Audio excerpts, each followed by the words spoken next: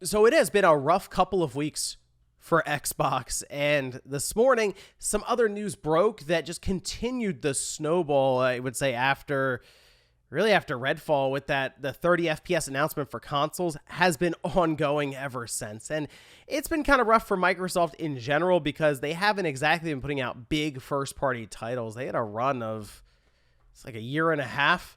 Redfall will be the first big AAA quote unquote game that they've released that will essentially end that gap period that they've had.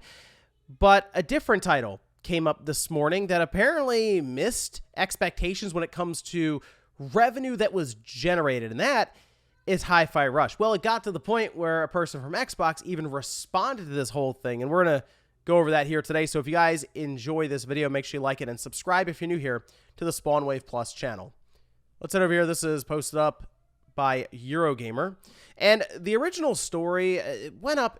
It was technically went up last night. It was part of Jeff Grubb's Summer Game Mess, where he'll just kind of talk about some of the current topics in gaming in the podcast format and all of that. And he'll say things that are going on kind of behind the scenes. And in this case, they were talking about a lot of the criticisms and negativity and stuff online right now around Xbox and kind of the way Microsoft's trending right now. When you look at the little bit of sales information we're getting, we see a clear difference in trajectory right now between the PlayStation 5 and the Xbox, with the PS5 hundreds of percent up from last year, and the Xbox console actually tracking downwards from last year, which not the direction you want to go in. However, we are still waiting for things like, Redfall and Starfield, Forza, some of their bigger titles to release. But this was what Jeff Grubb said during that conversation, saying based on what I've heard, it just straight up didn't make the money it needed to make. It got good reviews. The buzz was good.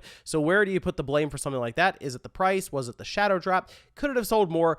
Or is it Game Pass? This, of course, talking about Hi-Fi Rush. And he actually went on a bit further to say that he knows some of the higher-ups at Microsoft, or even at Xbox, aren't happy with kind of the management that's been going on at Xbox. And that part, I'll admit, it's hard necessarily to push back, because I wouldn't be shocked if there is some like, hey, what are you guys doing over there right now? We're, again, trending kind of in the wrong direction. We haven't had a lot of information around Game Pass, Game Pass subscription numbers, and typically if you're doing really well, you make noise about it, you talk about the numbers. And while Microsoft has kind of gotten away from that when it comes to like the console sales, they have at least been giving us updates probably when they felt it was good for Game Pass subscription numbers. But it's been a bit since we've heard those. I think we were somewhere between 25 and 30 million last we heard, and that was in 2022.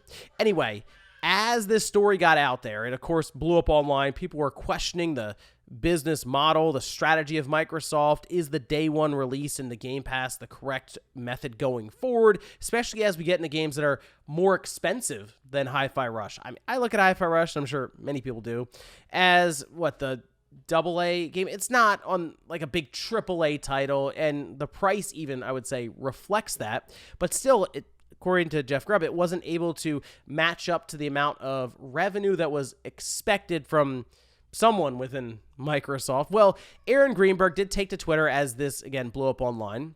And he said that it was a breakout hit for us and our players in all key measurements and expectations. We couldn't be happier with what the team at Tango Gameworks delivered with this surprise release. Now, I know even Aaron Greenberg, while he is a marketing, is the hype guy, and people kind of look at him as, is he actually telling us what's going on, or is he again hyping this up from a marketing perspective? As he works for Xbox, obviously, so he's going to want to put the positive spin or light on it. Well, again, we heard that it was 2 million players. That was a milestone that they hit for Hi-Fi Rush.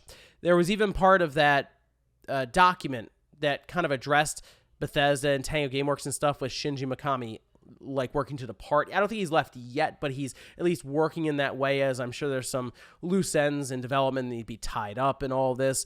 But they said in that letter that they were really happy with Hi-Fi Rush. But the most telling part is that Hi-Fi Rush is actually expanding right now when it comes to developers, and I feel like if internally something didn't go right when it comes to sales or subscriptions generated or any of that, you probably wouldn't work to start building up your overall workforce.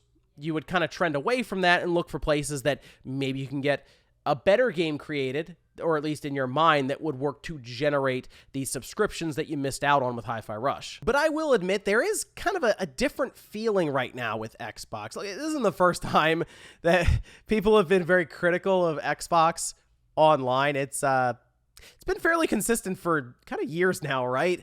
But for some reason right now, there just seems to be at least this feeling of confidence just being completely shaken across the board.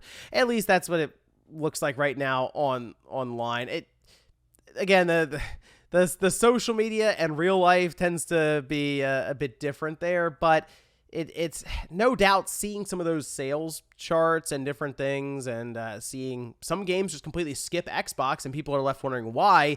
Well, you start to look at the business side of things and even what you can expect maybe going forward into the future. But like, here's one from Windows Central, so Jez Gordon with Microsoft Distracted. The Xbox console experience is suffering, and that's the biggest thing I'm seeing right now from people discussing Xbox, is sort of this feeling like Microsoft is kind of forgetting about the core console owner who has a Series X or a Series S, and undoubtedly seeing something like Redfall being announced as a 30 FPS shooter day one on the console, whereas clearly on PC they'll be getting higher frame rates.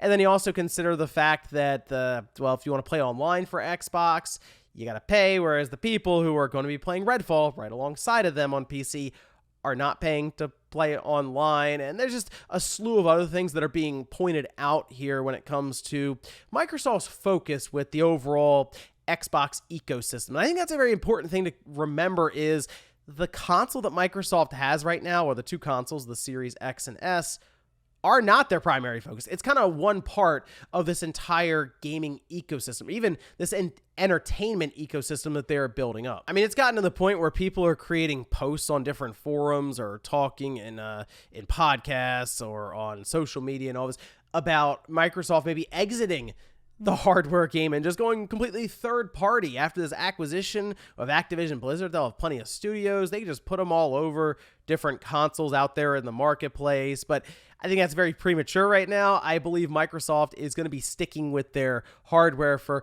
quite some time. Like, they're going to go at least another generation. And if we believe this one is going to 2028, then the next one might be going into like 2037 or something. We're a ways off from anything like that where they pull the emergency lever and they're like, we're out of the console game. I mean, I feel like we at least need to get to Starfield and see where we are then, right? Because that, people are hoping, is something that really returns Bethesda to prominence after Fallout 76, but also it'll work to really give Xbox that big time title that they can put alongside of Game Pass. And then you roll right into, well, Call of Duty, which we assume is going to be Microsoft's by the end of this year, as we're even going to see at least one decision being made, I think, from the CMA next week. So there's still a lot really look forward to here for Xbox, but I understand it hasn't been a great year necessarily for Microsoft and Xbox, with kind of that large gap of their first-party studios not putting out that big-time experience. But once again, we're coming up on their quote-unquote, what would have been E3 presentation in June. Redfall's around the corner. We'll see what happens from there. But let me know what you guys think about this one down below. I think the biggest thing, I guess, for Microsoft now, or the biggest criticism around why these situations keep happening, is because there is a lack of transparency when it comes to things that Sony and Nintendo are very transparent about, specifically sales numbers. That's a big one there. How many Xboxes are out there? How many copies of games are selling? How many subscriptions of Game Pass are they up to? These are things that they will basically hide when it comes to investors and reporting these numbers. And you know what? It might not be a bad idea just to put those numbers out there with investors, yes, but also people who are curious about the business side of things here. Even Nintendo showed up when the Wii U was disastrous at times. They told you all the numbers down to basically the single Wii U system. Thanks, guys, for watching, and I'll see you next time.